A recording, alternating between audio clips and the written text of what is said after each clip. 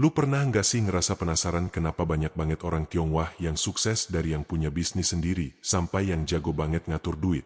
Nama-nama besar seperti Ciputra, Harita, Bong Chandra sampai Jack Ma semua punya satu benang merah. Mereka bukan cuma kerja keras tapi juga mikir cerdas. Dan yang menarik cara hidup mereka itu sebenarnya nggak ribet. Tapi justru karena prinsip-prinsip sederhana itu mereka bisa maju luar biasa.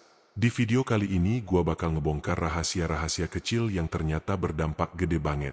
Rahasia yang bisa juga kita tiru kalau kita mau. Banyak dari kita belajar soal uang pas sudah gede. Tapi orang Tionghoa mereka diajarin dari kecil banget.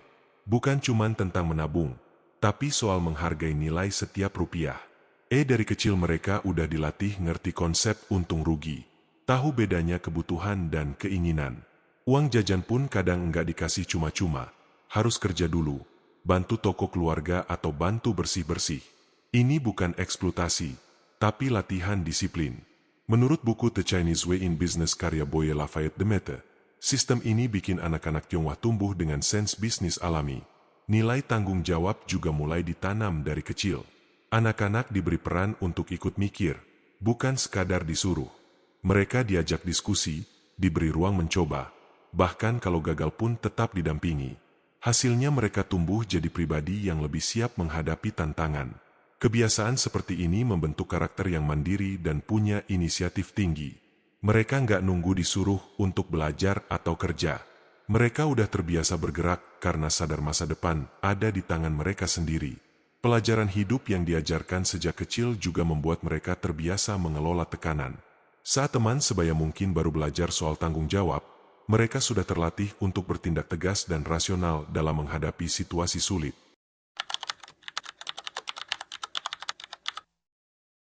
Salah satu kebiasaan paling mencolok adalah soal nabung. Kalau orang lain nabung 10-20% dari gaji, orang Tionghoa bisa sampai 70-80%. Gila kan? Kenapa bisa segitunya? Karena bagi mereka uang itu bukan buat gaya-gayaan. Uang itu alat bertahan hidup. Nabung bukan cuma soal masa depan, tapi juga soal harga diri. Mereka nggak suka ngutang. Mereka lebih milih beli barang secara tunai meski harus nunggu lama. Ini sejalan dengan filosofi Konfusianisme yang menekankan pengendalian diri dan kehati-hatian. Bahkan dalam Journal of Economic Behavior and Organization disebutkan bahwa kelompok masyarakat dengan budaya tinggi terhadap kontrol diri cenderung lebih stabil secara finansial dalam jangka panjang. Menabung bagi mereka bukan soal menunda kesenangan, tapi soal menunda kekacauan. Karena mereka sadar hidup itu penuh ketidakpastian. Punya tabungan berarti punya perlindungan. Dan itu bukan teori doang, tapi udah jadi bagian dari kebiasaan harian mereka. Mereka juga terbiasa bikin perencanaan keuangan, pendapatan mereka dicatat, pengeluaran dievaluasi, dan mereka selalu punya target finansial. Enggak heran kalau dari luar kelihatan biasa aja, tapi ternyata diam-diam punya aset gede. Kebiasaan ini membuat mereka punya daya tahan tinggi saat terjadi krisis ekonomi. Saat orang lain panik, mereka bisa tetap tenang karena punya fondasi finansial yang kuat dan sistem yang sudah teruji waktu. Pernah lihat nggak ada orang kaya tapi bajunya biasa aja? Nah, itu sering banget terjadi di kalangan Tionghoa. Mereka nggak merasa perlu nunjukin kekayaan lewat pakaian. Bahkan baju mahal biasanya cuma dipakai di hari-hari tertentu. Sisanya simpel, rapi, dan fungsional. Kenapa? Karena mereka percaya nilai seseorang bukan dari apa yang dia pakai, tapi apa yang dia hasilkan. Ini bikin mereka hemat bukan karena pelit, tapi karena sadar prioritas. Uang lebih baik diputar untuk bisnis daripada dibakar buat gengsi. Buat mereka tampil sederhana bukan berarti miskin. Justru itu cerminan dari kekuatan batin yang enggak butuh validasi eksternal. Mereka percaya yang penting nyaman dan berguna. Gaya hidup seperti ini juga ngasih pelajaran penting soal ketenangan mental. Karena nggak fokus ngejar pengakuan dari luar, mereka bisa lebih fokus ke pertumbuhan internal, baik dari sisi karir maupun kehidupan pribadi. Hal ini membangun kepercayaan diri yang sehat. Mereka nggak sibuk bandingin hidupnya sama orang lain di media sosial, tapi fokus sama progres dan pencapaian pribadi. Ini hal yang simpel banget, tapi berdampak besar. Masak sendiri. Daripada beli makanan di luar, mereka lebih suka masak sendiri di rumah. Selain lebih murah juga lebih sehat dan bisa dikontrol. Mereka bahkan punya kebiasaan beli bahan dalam jumlah besar untuk efisiensi. Ini bukan cuma soal hemat, tapi soal prinsip. Semua yang bisa dilakukan sendiri, ya dilakuin sendiri. Ini juga yang bikin mereka terbiasa mandiri dan enggak bergantung ke orang lain. Bahkan dalam hal kecil seperti makanan. Masak sendiri juga mempererat hubungan keluarga. Aktivitas masak bareng bisa jadi momen untuk ngobrol, sharing cerita, dan memperkuat kedekatan antar anggota keluarga. Selain itu, mereka jadi lebih sadar akan kesehatan. Karena tahu persis apa yang dimasak, mereka bisa menghindari bahan-bahan berbahaya dan menerapkan pola makan yang lebih sehat dan seimbang. Kebiasaan ini juga secara tidak langsung membentuk gaya hidup minimalis.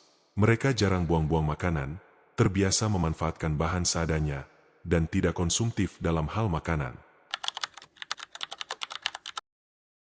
Banyak orang Tionghoa yang rela kerja lembur, tapi bukan sekadar karena terpaksa. Buat mereka, setiap jam kerja itu peluang emas. Mereka percaya selama tubuh masih kuat dan waktu masih ada, itu saatnya untuk berjuang. Menurut mereka masa muda itu buat kerja keras bukan rebahan. Dan mereka bukan cuma kerja keras tapi juga kerja tepat.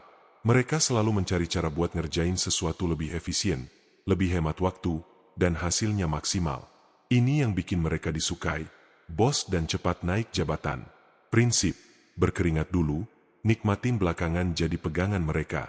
Enggak heran banyak dari mereka yang kelihatannya capek terus, tapi dalam waktu 5-10 tahun udah mapan. Di sisi lain mereka juga enggak anti istirahat. Tapi istirahat buat mereka itu reward, bukan pelarian. Jadi ketika mereka rehat itu dilakukan dengan penuh kesadaran dan tanggung jawab. Ketekunan ini juga bikin mereka punya reputasi kerja yang solid. Bukan hanya soal performa, tapi soal integritas dan kepercayaan dalam dunia kerja atau bisnis. Ada satu hal menarik, orang Tionghoa enggak gengsian soal kerjaan. Selama kerjaannya halal dan menghasilkan, mereka jalanin. Mau itu jualan kecil-kecilan, buka warung, ngajar les, semua dilakuin. Prinsip mereka jelas, jangan remehkan penghasilan kecil karena dari situlah kekayaan dibangun. Robert Kiyosaki bahkan pernah bilang dalam bukunya Rich Dad Poor Dad, bahwa orang kaya itu justru enggak malu memulai dari bawah. Yang penting mindsetnya tumbuh. Buat mereka kerja itu bukan cuma soal uang, tapi soal karakter. Dengan kerja keras dan jujur, mereka bangun reputasi. Dan itu jauh lebih penting daripada sekadar status sosial. Mereka juga paham bahwa semua bisnis besar dulunya dimulai dari kecil. Jadi mereka nggak takut mulai dari titik paling rendah selama masih ada peluang untuk tumbuh. Karena fokus mereka bukan kelihatan hebat, tapi jadi hebat beneran. Dan itu dibuktikan dari hasil bukan tampilan.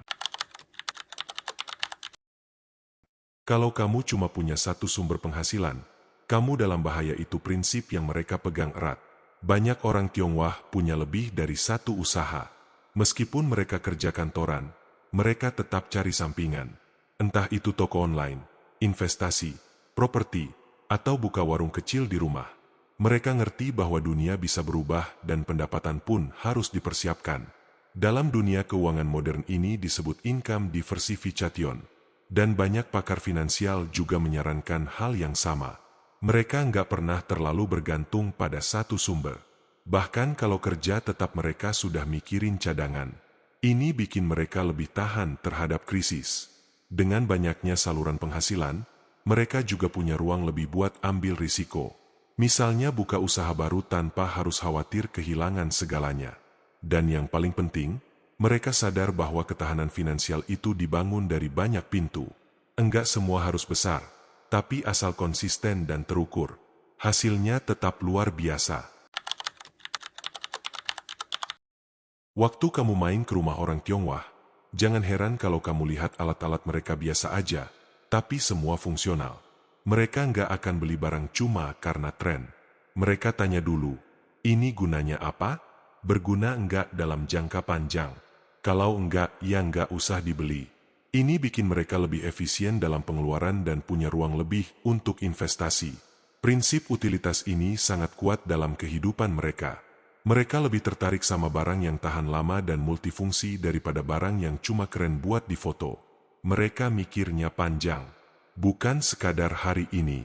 Nilai guna buat mereka berarti uang yang dikeluarkan harus sebanding atau lebih dari manfaat yang didapat.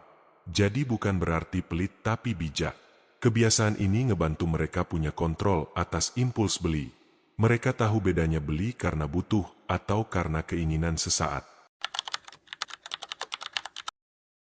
Yang lebih hebat lagi, semua pola ini enggak berhenti di satu generasi. Mereka terus wariskan ke anak-anak mereka. Orang tua ngajarin anaknya disiplin, rajin, hemat, dan tangguh. Anak-anak diajarin bantu usaha keluarga sejak kecil. Ini menciptakan siklus sukses yang terus berputar. Enggak heran kalau keluarga Tionghoa bisa membangun kerajaan bisnis dari nol. Karena dari awal mereka tanamkan mindset pejuang, bukan pengeluh. Warisan terbesar bukan harta tapi karakter. Dan karakter itu yang bikin generasi selanjutnya jadi lebih siap dan lebih kuat. Dengan cara ini, mereka nggak cuma mencetak orang kaya, tapi juga membentuk ekosistem keluarga yang produktif, kolaboratif, dan saling mendukung. Mereka sadar bahwa kekayaan sejati bukan cuma soal uang, tapi soal ilmu, nilai, dan etika yang terus ditanamkan lintas generasi. Intinya sukses itu bukan soal keberuntungan, tapi soal kebiasaan. Orang Tionghoa bisa sukses karena mereka hidup dengan prinsip-prinsip yang konsisten, logis, dan disiplin. Buat kamu yang nonton video ini jangan cuma terinspirasi, tapi mulai ubah kebiasaan. Mulai dari hal kecil, catat pengeluaran, hemat jajan, cari sampingan, kerja dengan totalitas. Karena kaya bukan soal seberapa banyak uang yang kamu punya, tapi seberapa bijak kamu ngelola hidup. Kalau kamu suka konten kayak gini, jangan lupa subscribe dan nyalain loncengnya. Share juga ke teman kamu yang butuh motivasi biar semangat bangun hidup dari sekarang. Sampai ketemu di video selanjutnya. Semangat terus dan jangan lupa nabung.